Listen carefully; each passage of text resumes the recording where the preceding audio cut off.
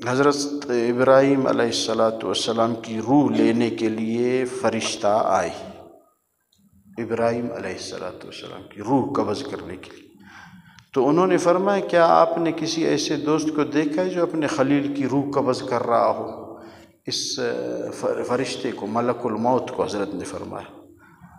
ملک الموت نے کہا کہ اچھا اللہ تعالیٰ سے پوچھتا ہوں۔ سوال آپ سمجھ گئے؟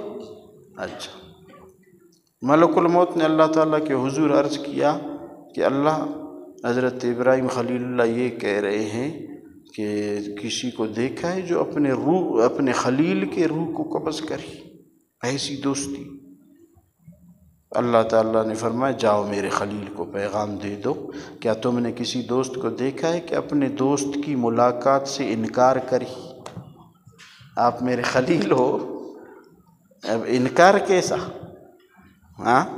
جیسے ہی ابراہیم خلیل اللہ کو پتہ چلا کہ موت اللہ تعالیٰ کی ملاقات کا طریقہ ہے، کہنے لگے اے ملک الموت جلدی کر، جلدی کر، روح قبض کر، مجھے اپنے مالک سے واصل ہونا ہے، ملنا ہے۔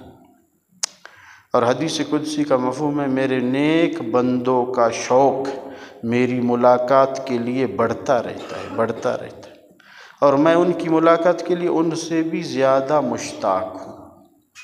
الفت میں جب مزہ ہے کہ ہوں وہ بھی بے قرار، الفت میں جب مزہ ہے کہ ہوں وہ بھی بے قرار، دونوں طرف ہو آگ برابر لگی ہوئی، یہ الفت کی نشانی ہے۔